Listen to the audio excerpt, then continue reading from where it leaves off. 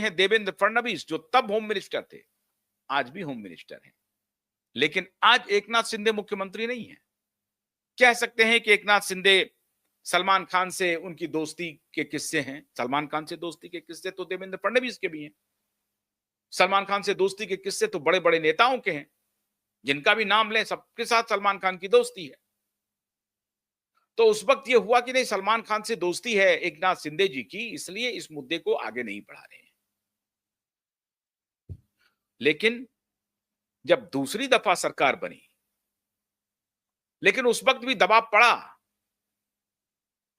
तो एसआईटी गठित हुआ। और ये हमने आपने नहीं कहा, इनके पार्टी के एमएलए ने, इनके पार्टी के मंत्री ने, जो उस वक्त कैबिनेट मिनिस्टर थे मोदी की सरकार में, और उनके पुत्र जो अभी कैबिनेट मिनिस्टर हैं फडणवीस जी की सरकार में, वो दोनों ने कहा कि हमारे पास डिजिटल एविडेंस है दिशा की हत्या के, और ये एविडेंस के आधार पर आपको एसआईटी कॉन्स्टिट्यूट करना चाहिए। उस एविडेंस का संज्ञान लेते हुए देवेंद्र फडणवीस ने प्रेस में बयान दिया हुआ है। ऐसा नहीं कि हमको और आपको बताया है, पूरी मीडिया के सामने माननीय देवेंद्र फडणवीस जी ने बयान दिया है कि सरकार के पास नए सबूत आ गए हैं और उसकी आलोक में हमने एसआईटी गठित किया है। तो ये कोई अनायास ही तो बात नहीं हो रही थी। किसी तीसरे व्यक्ति ने तो जाके नहीं कहा, व्यक्ति वही थे देवेंद्र फडणवीस। तब वो होम मिनिस्टर थे, आज वो मुख्यमंत्री भी हैं और होम मिनिस्टर भी हैं।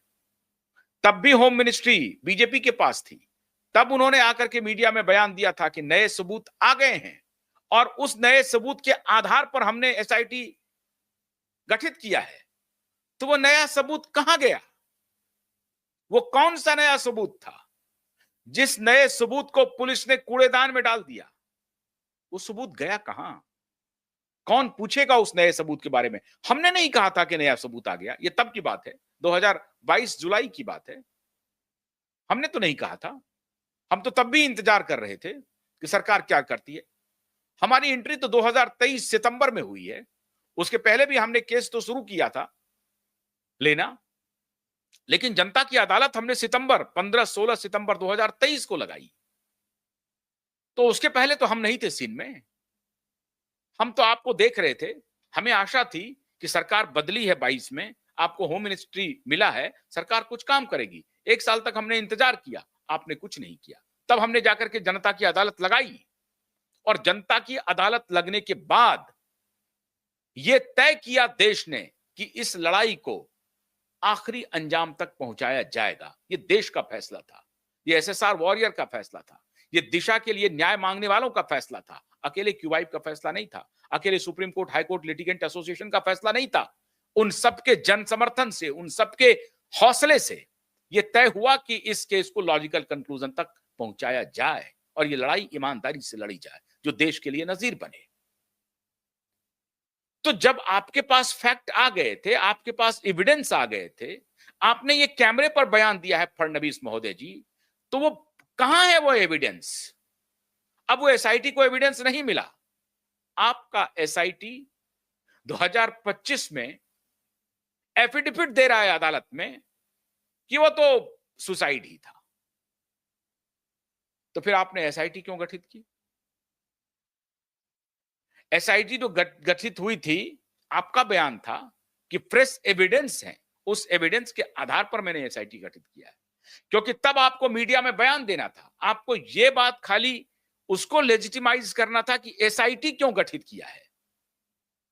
तो उसके लिए आपने तर्क ढूंढ लिया कि मेरे पास नए एविडेंस हैं, और अब आपकी वही पुलिस, वही एसआईटी फाइंडिंग्स अदालत में एफिडेविट देके कह रही है कि कोई सबूत नहीं मिला, और सबूत मिला नहीं, कोई जांच हुई नहीं। यह है आपके एसआईटी का कृतित्व और यह है आपका गवर्नेंस मॉडल। दुनिया का कोई मीडिया संस्थान आपको यह सवाल नहीं पूछेगा, लेकिन क्यूबाइब नेटवर्क डंके की चोट पर यह सवाल आपसे देवेंद्र फडणवीस जी पूछ रहा है कि आपका गवर्नेंस मॉडल किधर है? कैसी पुलिसिंग है आपकी? अरे रोज रोज वो अदालत में फटकार सुनती है आपकी पुलिस, रोज रोज आपको अपमानित होना पड़ता है, लेकिन लगता है कि उस अपमान का कोई मतलब नहीं है राजनेताओं के लिए। जो अदालत फटकारती है, डांटती है, उसका कोई मतलब नहीं है। हमने दृष्टांत दिया हुआ है कि मुंबई पुलिस ने कैसे एक इसी प्रकार के मर्डर को करके उसको सुसाइड डिक्लेयर किया था और हाई कोर्ट ने भी उसको मान लिया और वो मामला सुप्रीम कोर्ट आया और फिर सुप्रीम कोर्ट ने कहा कि ये मुंबई पुलिस झूठ बोल रही है, इसको हटाओ, नया फ्रेश एफआईआर करो और इंक्वायरी करो। ये मई 2025 का फैसला है, उसको कोर्ट कर रहे हैं। और तब मैं आपको कह रहा हूं कि कैसे मुंबई पुलिस की बदनामी हो रही है, कैसे मुंबई पुलिस को फटकारा जा रहा है, और ये आपका गवर्नेंस मॉडल है। You are the home minister of Maharashtra, under your nose this all is happening. So who will be held responsible? Honorable Devendra Fadnavis Sahab, you tell me. Are you going to fix responsibility on others? Then who will be? Please tell us the name. And I'm sure that you don't have name. उसके बाद भी आपको सब कहते रहे कि नहीं, देवेंद्र फडणवीस जी बहुत अच्छा काम कर रहे हैं। सारे एविडेंस है हमारे पास आपके नाकारापन का, आपके डूबियस गवर्नेंस का, आपके झूठ का। और आप झूठ बोल रहे हैं ब्रॉड डे लाइट में। आप गुलदस्ते स्वीकार कर रहे हैं। आप अपने होम मिनिस्टर की अवहेलना कर रहे हैं। आप अपने प्रधानमंत्री की अवहेलना कर रहे हैं। पार्लियामेंट में विधेयक पेश होता है कि भ्रष्टाचारी, ड्रग डीलर वो बचना नहीं चाहिए। 30 दिन तक अगर वो जेल गया तो उसकी, वो मुख्यमंत्री रहे चाहे प्रधानमंत्री रहे, उसका पद जाएगा। इस तरह के विधेयक पेश हो रहे हैं। लेकिन हमारे गृह मंत्री को और हमारे महाराष्ट्र के गृह मंत्री, महाराष्ट्र के मुख्यमंत्री को कोई फर्क नहीं पड़ता है इन सारे विधेयक से। इनका वो संदेश भी नहीं पढ़ पा रहे हैं। खैर, संदेश तो हो सकता है, कुछ लोग कह रहे हैं कि चलिए नायडू को और उनको धमकाने के लिए ये सब किया जा रहा है। मैं उस राजनीति में नहीं पढ़ना चाहता हूं। मैं तो आपके सामने तथ्य रख रहा हूं। ये आपका स्टेटमेंट था कि नए एविडेंस आए हैं इसलिए हमने एसआईटी गठित किया है, और ये आपके पुलिस का एफिडेविट है कि कोई एविडेंस नहीं है, वो सुसाइड ही था। कोई जांच नहीं हुई, कोई सीन रिक्रिएशन नहीं हुआ, कोई पूछताछ दिशा के पिता से नहीं हुई।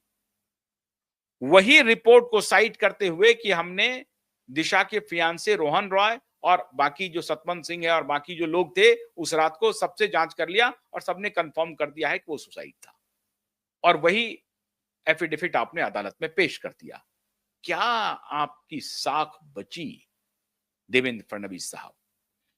मित्रों, इसीलिए अब ये फैसला लिया जा रहा है कि न भूतो न भविष्यति लड़ाई की शुरुआत करनी पड़ेगी, और हम आप सबसे भी सहयोग चाह रहे हैं।